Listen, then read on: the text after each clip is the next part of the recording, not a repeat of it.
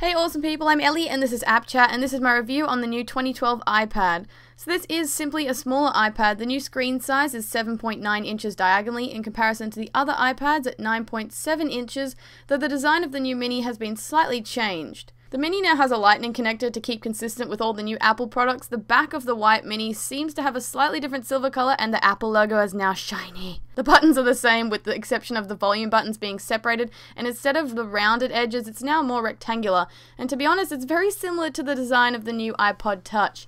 Yeah, because it's just a big iPod Touch, I hear you say. Yeah, small iPad, big iPod Touch, sure, except it's lacking in the Retina display. Yep, no Retina display. The screen is a resolution of 1024 by 768, which is the same resolution as the iPad 1 and 2, though the Mini has a few more pixels per inch.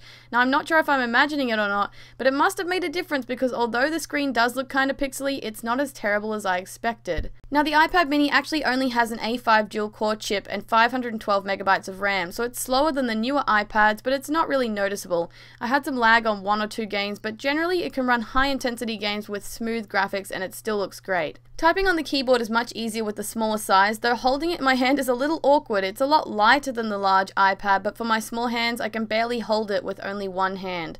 The men in my family have had no problems holding it one-handed as advertised though. The iPad Mini has 2 cameras. The front is 1.2 megapixels with 720p HD video recording, while the back camera is 5 megapixels and records at 1080p HD.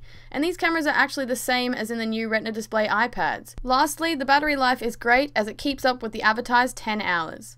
My final thoughts are I actually really like the iPad Mini, but dude, it is overpriced. I mean, come on Apple, for $369 Australian dollars for the baseline 16GB model and lacking a Retina display is pretty ridiculous.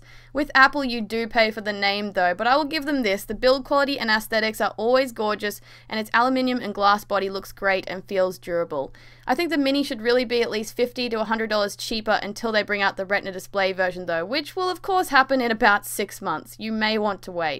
In the end, I think the iPad Mini is a great device though. Its portability is badass and I now actually prefer it over my Retina iPad. There are other awesome cheap tablets such as the Nexus 7 or the Kindle Fire HD for only $200 with similar specs and better screens. So when deciding which to get, it really depends on what you want to use a tablet for and what's in your price range. I think Apple is really lucky it has the App Store because the game selection is currently too awesome for me to head for an Android tablet just yet. If you like this video, please give it a thumbs up and subscribe for more videos by me. Thanks for watching you guys, and hopefully see you next time.